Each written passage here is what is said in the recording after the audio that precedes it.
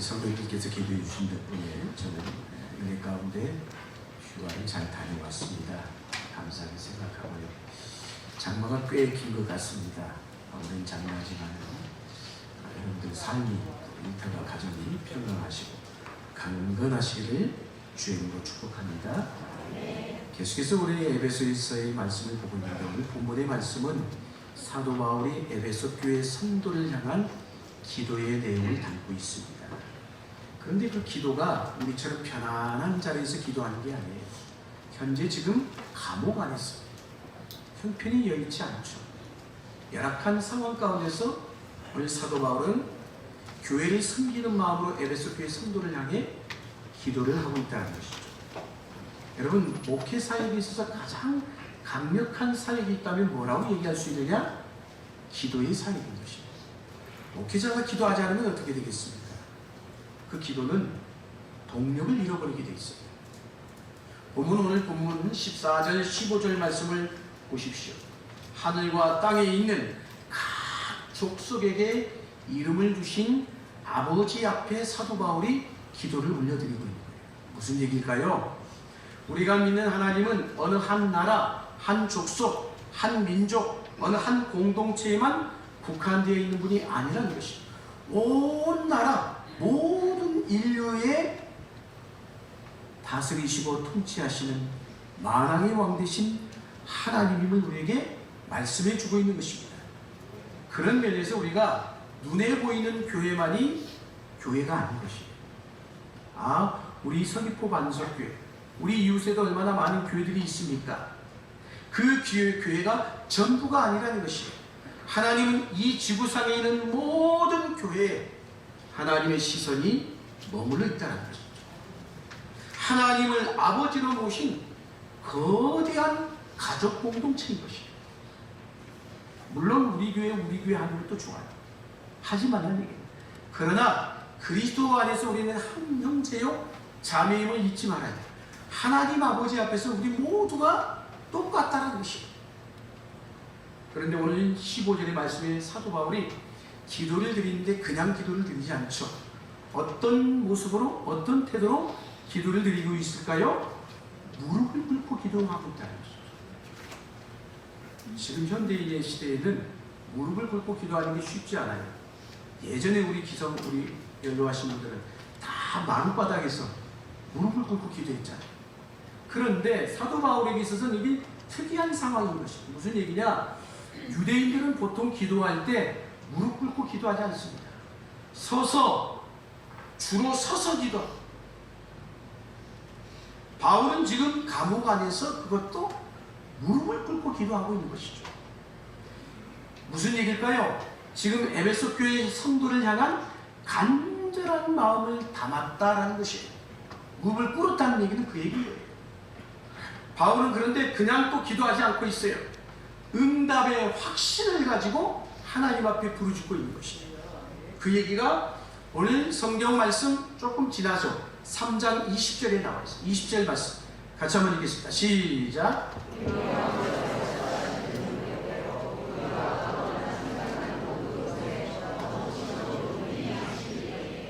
아멘. 자, 여기에 보면은 우리 가운데서 역사하시는 능력대로 우리가 구하거나 생각하는 것 하나님 앞에 올려드리는데 그것에 더 넘치도록 능히 하실 이에게. 하나님은 내가 구한 것보다 더 넘치도록 부어주실 거야. 그 확신을 가지고 그 놀라운 믿음을 가지고 응답하시는 하나님 앞에 기도하고 있는 거예요. 사랑하는 여러분, 중요한 것은 기도의 내용이에요. 열심히 기도하는 것도 중요해요. 그렇지만 무엇을 기도하는가가 더 중요하다는 것이죠. 여러분의 기도의 내용은 뭐예요? 그 사람이 기도하는 내용을 들어보면 저 사람이 신앙의 수준이, 믿음의 수준이 이 정도이구나 우리가 알 수가 있죠. 그래서 기도하는 사람과 기도하는 내용은 따로 떨어져 있는 게 아니에요. 분리되어 있는 게 아니에요. 그 사람의 믿음의 수준에 따라서 기도의 내용이 입술에서 묻어나오게 되는 것이에요. 그래서 영성, 내 안에 있는 내면에 있는 영성보다 기도의 내용이 결코 앞설 수가 없다는 거예요. 특히 목회자의 기도가 중요해요. 목회자의 기도를 가만히 들어보면 저 목사님은 우리 교회를 이렇게 목회하려고 하는 철학이 담겨져 있어요. 기도 가운데. 그 기도의 내용을 듣다 보면 교회의 미래가 보이게 돼 있다는 것이에요. 바울의 기도를 통해서 우리는 무엇이 교회에 중요한지를 배우게 됩니다. 그래서 오늘 바울은 두 가지를 기도하고 있어요. 그런데 오늘 한 가지 기도만 말씀을 받잖아요. 사실은 두 가지 기도예요. 그건 다음 시간에 보게 될 텐데, 두 가지 기도의 내용이 뭘까? 두 가지. 첫 번째, 힘에 관한 것인데, 우리 16절, 17절 말씀 같이 한번 읽겠습니다. 시작.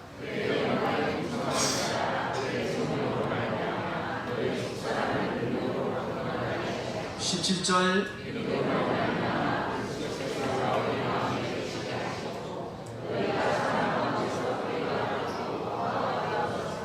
아멘. 사도 바울의 기도가 첫 번째 뭐예요? 힘에 관한 거예요. 여기에 영광의 풍성함을 따라 성령으로 말미암아 속사람을 어떻게? 능력으로 강건하게 하시오며, 성도들이 힘이 있는 성도가 되기를 원한다는 것이죠. 두 번째, 어떤 기도의 내용일까요? 이어지는 18절, 19절 말씀 읽겠습니다. 시작.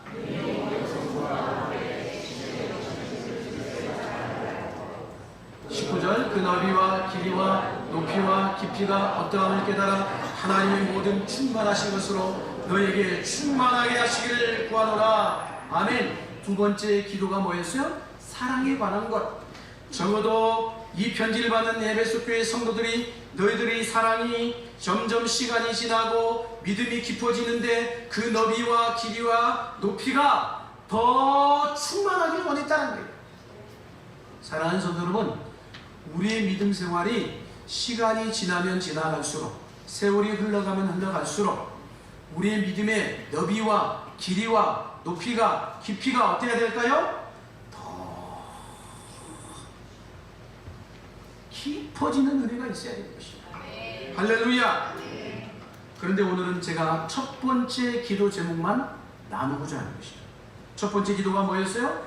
너희 속사람을 능력으로 강건하게 하시오며 라고 했어요. 사도 바울의 지금 관심이 어디에 있어요? 우리의 겉모양이 아니에요. 에베소 교회 성도들의 그 겉모양이 아니고 건물이 아니에요. 그들의 속사람에 관심을 갖고 있는 거예요. 그래서 속사람은 뭘 의미하는 걸까요? 우리의 내적인 인간인 것이죠. 내면인 것이죠. 우리의 영혼이고 심령이고 마음으로 설명할 수 있는 것이죠. 교회가 건강하게 세워지기 위해서 가장 필요한 게 뭔 줄 아십니까? 이미 우리가 1장에서 보았습니다만 지금 시간이 지나오다 보니까 다 잊어버렸을 거예요. 1장에서 사도 바울이 이렇게 기도를 했어요. 어떻게? 에베소 교회를 향해서 마음의 눈을 밝혀 주소서. 여기도 역시 바울의 관심은 어디에 있어요? 에베소 교회 성도의 외적인 것에 관심을 갖지 않았어요. 그들의 속마음, 그들의 중심, 그들의 내면, 그들의 영혼이 강건해지기를 원한다. 속사람은 겉사람과 대조를 이루는 얘기인 것이죠. 그래서 16절은 교회를 세워가는 비밀이 있어요. 오늘 본문 16절. 그게 뭐예요? 따라합시다. 내적 능력. 여러분 안에 내적인 능력이 있습니까? 흔히 우리가 내공 얘기하잖아요. 저 사람은 세상을 사는 내공이 우리하고 다르구나, 이렇게 표현하고 나잖아요. 우리 믿음의 성도도 믿음의 내공이 달라야 되는 것이죠. 그게 바로 내적 능력인 것입니다. 속사람이 강건해지는 것, 이게 신앙생활의 핵심인 것이에요. 시간이 흘러가면 흘러갈수록 우리의 믿음이 자라서 그리스도의 장성한 분량이 이르러서 어떤 상황, 어떤 풍파가 몰려온다 할지라도 시험에 들지 않고 넘어지지 않고 낙심하지 않고 절망하지 않고 다 감당해낼 수 있는, 다 품어낼 수 있는, 다 이겨낼 수 있는 그런 속사람의 강건함, 그걸 얘기하고 있는 것이에요. 바울의 기도는 우리의 능력이 탁월해지기를 원하는 게 아니에요. 권능에 초점을 맞추고 있는 게 아니에요. 그동안 한국교회는 외적인 능력에 초점을 많이 맞췄어요. 건물이 커지고 수가 많아지고, 그래서 한국교회는 모일 때마다 뜨겁게 기도했잖아요. 불 주옵소서. 예전에 얼마나 기도해서 뜨겁게 나무를 꼽아가면서 기도를 했겠습니까? 문제는 그런데 그 불이 바깥에서만 타버린 거예요. 속까지 타고 들어가지 못한 거예요. 불이 붙어야 되는데 연기만 모락모락 그러고 끝나버리고 만 것이죠. 한국교회 안에 얼마나 그래서 수많은 은사운동이 일어났습니까? 너는 방언을 받았어, 예언을 받았어, 이런 은사운동이 얼마나 한국교회 안에 팽배해 있었습니까? 사람들은 그러다 보니까 자꾸 어때요? 저 사람의 능력을 바라볼 때가 많아요. 저 사람 참 괜찮아 라는 평가의 기준을 무엇으로 삼습니까? 능력으로 볼 때가. 그러다 보니까 신앙생활도 그 사람의 능력이 어떠느냐에 따라서, 그 사람에게 기적이 있느냐 없느냐에 따라서 그런 것을 쫓아간다는 것이에요. 그러다가 이단으로 넘어가는 거예요. 그동안 우리는 눈에 보이는 변화에 열을 내고 왔어요. 눈에 보이는 변화. 한마디로 겉모양에 취했다는 것이에요. 그러나 바울의 기도는 그런 게 아니에요. 그런 보이는 것, 물질적인 것이 아니라 영적인 것에 집중하고 있다는 것이에요. 오늘날 교회들의 기도의 제목을 가만히 들여다보면 우리 교회 부흥케 하여 주옵소서, 우리에게 물질을 주옵소서, 눈에 보이는 하나님만 집중될 때가 많아요. 건축, 저희 교회도 지금 건축하잖아요. 그 기도하지 말라는 얘기가 아니에요. 8월 1일부터 우리가 착공해서 화장실 공사가 들어갑니다. 필요한 재정을 주옵소서, 주차장이 확보되게 하여 주옵소서, 교회 안에 각종 첨단 장비가 갖춰지게 하여 주옵소서. 그런 기도의 제목들이 눈에 보이는 거예요. 하지 말라는 얘기는 아니에요. 그러나 바울의 기도는 그런 눈에 보이는 것이 아니었다는 거예요. 그래서 1장에서부터 그가 가지는 오로지 일관된 관심이 있어요. 동일한 관심이 뭐냐? 성도들의 속사라는 것이, 내면인 것이. 물론 교회를 운영하다 보면 교회에 필요한 것들이 많겠지. 그렇지만 그 어떤 것도 영적인 것을 앞서가면 안 되는 것이에요. 우리 반석교회는 영적인 것이 더 성숙해져야 되는 것이에요. 더 높아져야 되는 것이에요. 바울은 성도들의 영적인 관심을 가지고 있었다는 것이죠. 그들이 어떤 컨디션을 갖고 있느냐. 오늘 이 아침에 우리에게 묻고 있는 거예요. 나의 내면은, 나의 영적 세계는 어떤 상태에 있는지. 아무것도 아닌데 별것도 아닌 것에 토라지고 삐지고 넘어지고 시험에 들고. 에베소 교회의 당면한 문제들이 얼마나 많았겠습니까? 그럼에도 사도 바울은 그 문제를 풀기 위한 기도 제목이 아니라 어떤 기도 제목? 에베소 교회의 성도들의 속사람이 강건해지길 기도했다는 것입니다. 세상 문화의 특징이 뭐예요? 보이는 곳에 따라가잖아요. 보이는 것에 모든 것을 걸잖아요. 외형주의입니다. 사람들이 어때요? 자기 몸의 건강을 위해서 엄청나게 에너지를 쏟아붓잖아요. 운동하고 좋은 거 먹고 보약도 먹고 건강을 위해서 노력하는 것. 영적인 일이지만 속사람보다 겉사람에 관심을 쏟는다면 죄송하지만 그거는 비영적인 것입니다. 우리 몸은 어때요? 아무리 가꾸어도 시간이 흘러가면, 세월이 가면, 한 해 한 해 바뀌면 어때요? 주름살이 줄어들까요? 절대 안 줄어들어요. 노화되는 것은 막을 수가 없어요. 세월의 장사가 없다고 얘기하잖아요. 나이가 들면서 먹는 약의 종류도 늘어납니다. 우리 연세 드신 분들 집안의 약봉지들이 한둘이 아니잖아요. 가득하잖아요. 노화의 역행을 추구하려는 시도가 얼마나 많은지 몰라. 이 시대 다 건강, 웰빙. 현대과학은 그래서 세상에 초고령화 시대를 만들어냈지만 그렇다고 해서 우리의 노화 자체를 막을 수 있어요? 못 막아요. 늙는 것은 어쩔 수 없는 거예요. 길어진 노후의 삶의 질까지 책임지지 못합니다. 모두 다 그래서 어찌하든지 간에 은퇴 후에 뭘 할까, 어떻게 먹고 사나, 다 거기 혈안이 돼 있잖아요. 우리가 고령층의 팽창의 시대를 맞고 있습니다. 노년기에 그래서 벼랑 끝에 선 느낌을 가진 분들이 고백이 많죠. 외롭다는 거예요. 우울하다는 것이에요. 그래서 노년의 우울증들이 많이 늘어나고 있어요. 교회도 고혈증이 많아지고 있어요. 우리 교회도 가만히 보면 연세 드신 분들이 적은 게 아니잖아요. 신앙생활을 하는 사람에게도 동일하다는 거예요. 노화가 일어나고 있어요. 시간이 가면 갈수록 신앙생활은 노화가 아니라 더 청춘같이 독수리같이 날개쳐서 올라가는 새 힘을 얻어야 되는데 점점 더 내리막길을 내려가고 있어요. 은퇴한 이후에 다 손을 놔버려요.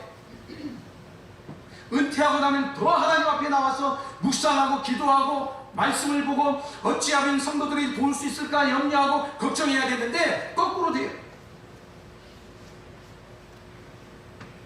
우리 예수 믿는 사람들은 세상 사람들과 달라야 돼요. 그리스도인은 그냥 늙어가면 안 되는 것이에요. 그래서 사도 바울이 뭐라고 했습니까? 고린도후서 4장 16절 같이 한번 읽겠습니다. 시작.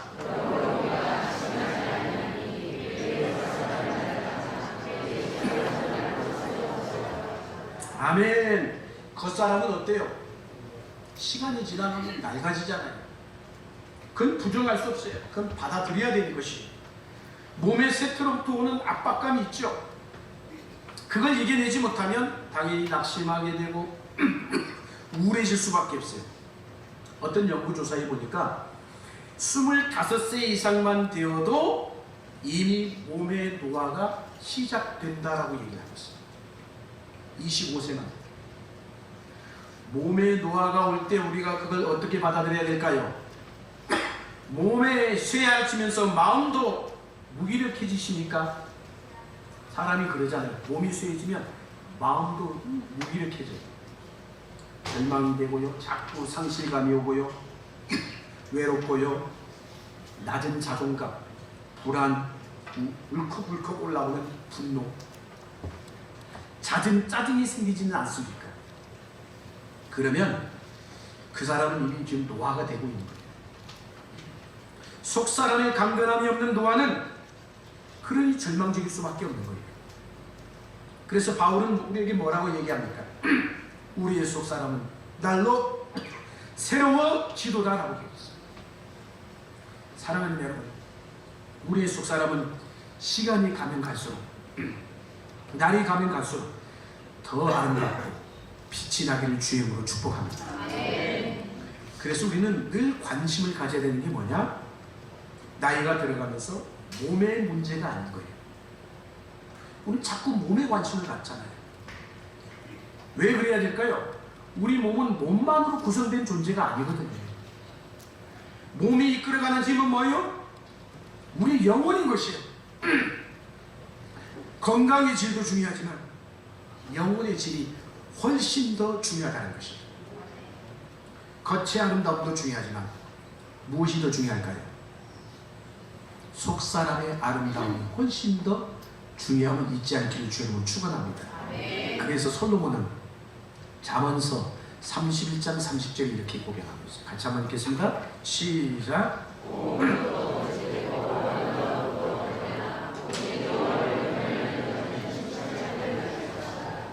아멘. 여러분이 묻습니다. 나이가 들어갈수록 내면이 더 강인해져 가고 계신지요? 속사람이 강건하면 우리의 노후는 더 멋진 노후가 될 수 있습니다. 육체의 노화와 반비례하여 영혼이 더 고결해질 수 있어요. 그런데 죄송하지만 나이가 어떻게 들어가면 들어갈수록 더 어린애 같아져. 교회 안에서 보면 별거 아닌 건데도 서로 싸워. 그 조금 양보하면 되고 조금 참으면 되고 해야 될 말 안 해야 될 말 가려야 되고 그걸 못 봐그래요. 분별력이 없어요. 어떻게 된 게. 죄송하지만 속사람이 강건하지 못하니까 그런 거예요. 속사람이 강건하면 나이는 들어가도 노쇠해도 말 한마디를 해도 무거워지고 행동 하나를 해도 존경스럽고 그래야 되거든요. 근데 어떻게 거꾸로 가? 우리 교회 안에는 이런 성도가 없기를 주의 이름으로 축복합니다. 존경받을 만 해야 되잖아요. 우리 여자분들은 잘 아시겠지만은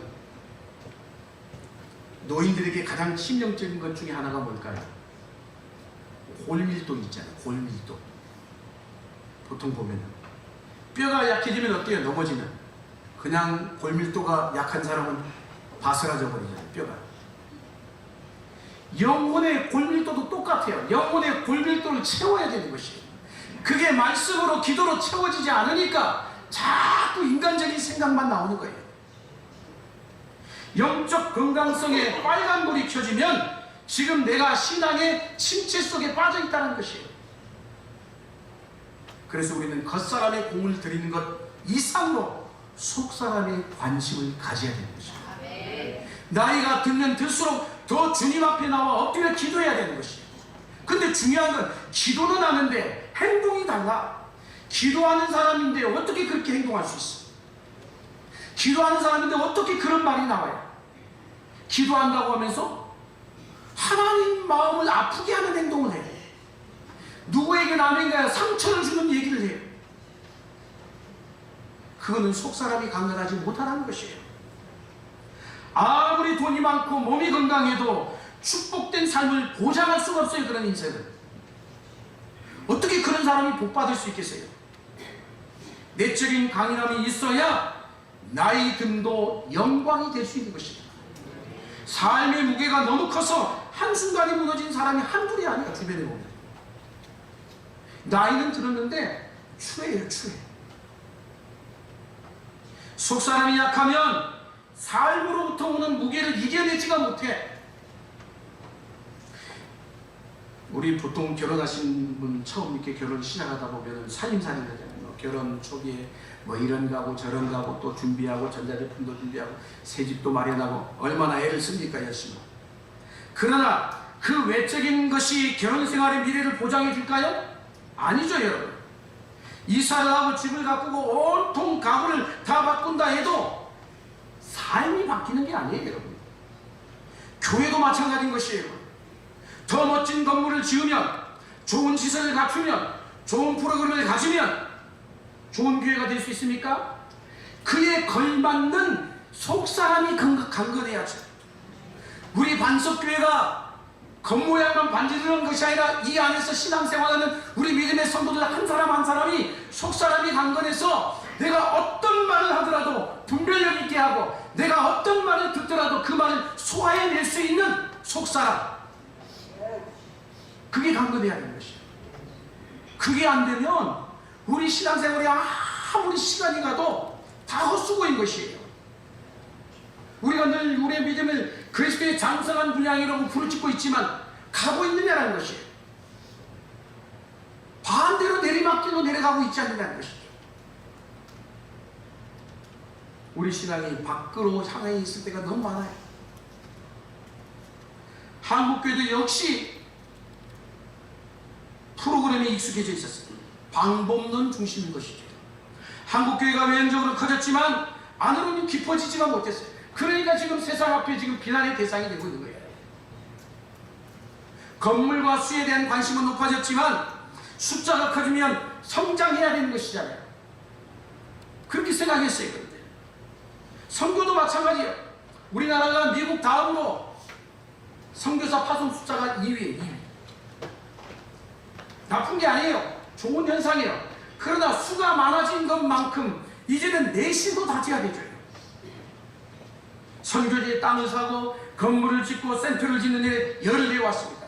제가 예전에 섬기던 교회도 기념교회를 세웠어요. 근데 그게 중요한 게 아니에요. 건물이라는 게 어때요? 시간이 가면 낡아지고 제도도 낡아지고 프로그램도 다 옛것이 되는 것이에요. 이전에는 교회가 문화를 주도했잖아요. 교회 오면 먹을 것이 많았고 교회 오면 프로그램이 있었고 뭐 공연이 있었고. 그런데 지금 시대가 바뀌었잖아요. 교회가 세상 문화를 주도하지 못해요. 그렇다고 세상 문화를 따라갈 필요도 없어요 여러분. 예전에는 교회에 와야 새로운 그런 것들을 경험했습니다. 그러나 지금은 달라졌단 말이에요. 이전의 방식이나 프로그램은 불가능한 것이에요. 뭘 얘기하는 걸까요? 지금은 방법의 문제가 아니라는 것이에요. 겉모양에 집중하는 사람이나 교회의 특징은 방법에 관심이 많습니다. 바울의 기도에서 그런 얘기가 있어요. 교회를 부흥케 해 주옵소서. 문제를 해결하여 주옵소서. 방법론을 이야기하고 있잖아요. 방법론을 하나님 앞에 부르짖고 있잖아요. 그는 시종일관 본질에 집중하고 있다. 문제가 많으면 많을수록 더 본질에 집중하는 태도가 중요한 것이에요. 항상 그래서 우리는 내 영혼을 점검해야 돼요. 내 영혼이 지금 하나님 앞에 떳떳한지, 내 영혼이 누군가에게 정말 존경받을 만한 내면으로 다져져 있는지, 영혼의 질을 점검해야 하는 것이에요. 교회의 핵심은 영적인 부분인 것이에요. 보이지 않는 영역이기 때문에 알 수가 없죠. 하루아침에 멋진 결과를 만들어내려는 유혹을 극복해야 합니다. 뭔가 하루아침에 확 붐해야지, 뭔가 하루아침에 뭔가 확 달라져야지, 그런 것은 없어요, 여러분. 항상 자신에게 우리는 본질적인 질문을 던져야 돼요. 내 영성이 점점 더 깊어지고 있는가? 내 내면은 점점 더 강건해지고 있는가? 오늘날 세상이 요동을 치는 급변의 시대를 살아가고 있잖아요. 코로나 팬데믹이 오면서 더 심해졌어요. 이전에 성공을 보장해 주었던 것이 지금은 미래의 걸림돌이 되고 말았단 말이에요. 어떻게 해야 될까요?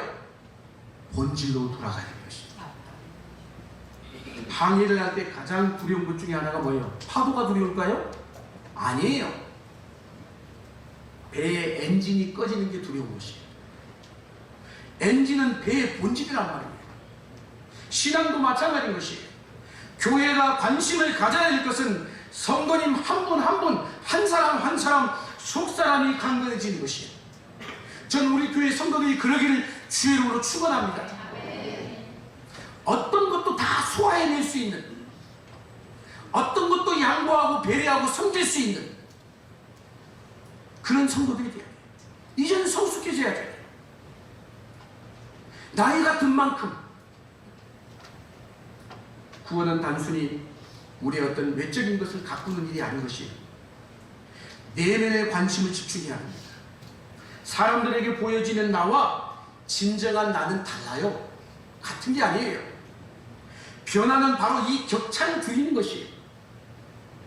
우리 안에 죄의 문제가 있어요. 여러분, 전쟁이 어디서 벌어진 줄 아세요? 우크라이나와 러시아가 전쟁이 벌어지지만 진짜 전쟁은 어디서 벌어지고 있는 거예요? 내 내면 안에서 벌어지고 있는 것이에요. 우리 마음 안에서 전쟁이 일어나고 있는 것이에요. 매일같이 속사람을 다루지 않고 겉만 꾸미려가면 한순간에 무너지게 돼 있어요. 속사람이 연약하면 내 안에 죄가 들어올 수밖에 없어요. 죄가 득세하게 돼 있어요. 죄의 사랑 앞에서 날마다 무릎을 꿇을 수밖에 없단 말이에요. 그러면 속사람이 그런데 강건해진다. 내 힘만으로는 안 되죠. 그래서 오늘 성경은 뭐라고 합니까? 그의 성령으로 말미암아 너희 속사람을 능력으로 강건하게 하시오. 무엇으로? 성령으로 그런 것입니다. 할렐루야! 성령의 능력으로 된 줄로 믿습니다. 우리 마음을 다루시는 분은 성령님이시에요. 성령에 의해서만이 강해질 수 있습니다. 성령님이 우리와 함께 하시면 죄와 싸워 이길 수가 있습니다. 죄의 유혹이 찾아올 때마다 성령님을 의지해야 되는 것이에요. 성령님이 이기게 하십니다. 단순히 교회 활동만으로 안 되는 것이에요. 그럼 성령으로 우리가 이기기 위해서 어떻게 해야 될까요? 성령 충만한 길은 다른 것이 없어요. 늘 말씀과 기도에 살린 것입니다. 그런데 지금 우리가 하고 있는 신앙생활을 보면은 결코 성령 충만할 수가 없어요. 끊임없이 채우고 채워야 되는 것이에요. 말씀으로 채우고 기도로 채우고 주의 영으로 채우고. 사랑하는 여러분, 봉사하는 것 자체가 목적이 되면 안 되는 것입니다. 내가 이 봉사를 통해서 내 영혼이 세워져 가야 됩니다. 봉사를 하면서 나도 주님의 마음으로, 주님께로부터 받은 사랑이 이 사랑이니까 나도 그 마음으로 성도를 섬기고 세워가야지. 그러면서 내가 성숙해져 가는 것이에요. 할렐루야! 성령에 의지하여 말씀과 기도로 자신의 영혼을 날마다 돌봐야 되는 것이에요. 섬기는 일을 통하여 내 안에 있는 영적인 허영은 없는지, 교만은 없는지, 혹시나 그걸 통해서 내 의를 쌓고 있는 것이 아닌지 성령 안에서 날마다 나 자신을 비춰보면서 점점 자신의 내면에서 성화가 일어나야 되는 것이에요. 할렐루야. 교회 안에서 보면은 현직에 시무직으로 현역으로 사역할 때는 그런 문제가 없어 보여요. 그런데 은퇴 후에는 급격하게 영적으로 무너지는 분들이 계셔요. 은퇴하고 나면은 기도 생활도 안 하고 말씀 생활도 안 하고 다 손놔버려요. 그러면 그건 영적으로 쇠퇴하는 거예요. 쇠퇴하는 거예요. 주님 나라 가까울수록 영적으로 또 상승해야죠. 죄송하지만 우리 연세 드신 성도님들, 주님 나라가 더 가깝잖아요. 주의 나라가 더 가까이 다가오는데 언제까지 그렇게 자기중심적인 겁니다. 남 배려할 줄도 알고 섬길 줄도 알아야죠. 교회 안에서 봉사하고 직분을 감당하는 것도 필요하지만 더 중요한 것은 그런 과정을 통해서 내 신앙을 꾸준히 돌보는 것이에요. 사랑하는 여러분, 그런 의미에서 저는 지속적으로 자기 영혼의 변화에 힘써온 분들은요, 그런 분들은 은퇴 이후에도 더 멋지고 더 풍성한 그리스도의 삶을 살 수밖에 없는 것이에요. 속사람의 강건함을 가진 성도들은 후배들에게 그래서 영적 멘토가 될 수 있어요. 야, 참 존경할 만하구나. 저는 우리 교회 안에 그런 믿음의 선배들이 되는 은혜가 있게 되는 축복합니다. 그런 선배들이 돼야 돼. 나는 그런 신앙의 본보기가 돼야지. 존경하는 사람이 돼야지. 존경받는 인물이 돼야 되잖아요. 사랑하는 여러분, 우리의 속사람이 전적으로 성령께 의존하는 삶을 살 때 어떤 외부로부터 오는 시련과 압박으로부터도 이길 수가 있는 것입니다. 약하면 무너집니다. 아무것도 아닌 바이러스가 들어오면 우리의 몸이 못 견디잖아요. 마음의 병은 더 무서운 것이에요. 영적인 것은 더 깊은 곳에서 벌어지는 것이에요. 죄도 마음으로 짓잖아요. 눈에 보이지 않는 그게 죄잖아요. 우리의 마음도 그대로 방치해버리면 사탄이 와서 우리 마음을 점령해버리는 것입니다. 성령은 우리 안에서 일하십니다. 똑같은 자리에 앉아있어도 어떤 사람은 바이러스에 감염이 되고 어떤 사람은 끄떡도 없어요. 몸이 전체적으로 건강하면 이기지만 약하면 무너질 수밖에 없는 것이에요. 영적인 것도 똑같은 것이에요. 연약한 교회를 보면 작은 문제가 생겨도 태풍급이 돼요. 그러면 시험을 못 견디는 거죠. 그러나 속사람이 강건하면 어떤 작은 시험도 큰 시험도 다 이겨낼 수 있다는 것입니다. 할렐루야. 교회는요, 아차 하는 순간 흔들리고 성도들이 시험에 들어서 혼란에 빠질 수 있는 것입니다. 바울의 기도는 그냥 지나칠 수 없는 아주 중요한 기도인 것입니다. 우리 인생이나 교회도 얼마든지 시험이 닥쳐와요. 어려움이 닥칠 때 이기게 하는 힘은 다른 게 아니에요. 우리 속사람의 강건한 것입니다. 우리의 노력이나 능력만으로 안 돼요. 이게 성령 안에서 우리의 속사람이 계속 강건해져 가야 됩니다. 다음 주에 우리 화요일날 화요중보기도가 있습니다. 우리 연세 드신 분들 뭐 하실 겁니까? 기도하러 오세요. 항존직 직분자들 기도하러 오세요. 기도의 100명의 헌신자 부르시기만 하면 뭐합니까? 오셔야죠. 여러분. 기도해야 됩니다. 기도하면 하나님을 바라보기 때문에 여러분, 내가 보여요. 그러면 얼마든지 다 감당할 수가 있어요. 이겨낼 수가 있어요. 교회도요, 50년이 지나면 역사의 퇴물로 전락하는 경우가 많습니다. 이게 창수해졌고 새로운 변화를 원하지 않아요. 개인도 공동체도 지속적으로 돌보지 않으면 쇠퇴하고 올라가게 돼 있어요. 갈수록 더 멋진 교회가 되려면 그러면 어떻게 돼야 될까요? 성도들 한 분 한 분이 영적으로 자라가야 되는 것입니다. 다른 사람 보지 마세요. 자기 자신 살피십시오. 왜 다른 사람을 봅니까? 결론의 말씀입니다. 톰 레이너의 살아있는 교회를 회복하다는 책 첫 장에 보면은 죽음을 향해 치닫다가 살아나는 교회들을 다루면서 이렇게 얘기했죠. 죽어가는 교회의 특징은 남 탓하고 책임을 전가하는 것이다. 왜 남 탓해요? 다 자신을 보는 거예요. 자신. 변화는 거기서부터 시작이 되는 것이에요. 할렐루야. 자신을 보지 못하는 사람들의 특징이 뭐냐? 책임져가요. 책임져. 영적인 분별력을 가지고 있는 성도들이 되기를 주의 이름으로 축복합니다. 사물과 사건을 바라보는 일에도 초연함이 있어야 돼요. 아무것도 안 돼도 호들갑이다. 여유로움이 있어야 되는 것이에요. 우울해하지 않습니다. 영적인 강건함이 있는 사람. 격조 있는 유머가 있어요. 부드럽고 따뜻합니다.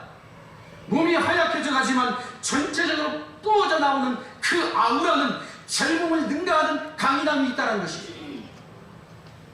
어려움을 겪어도 회복력이 빨라요.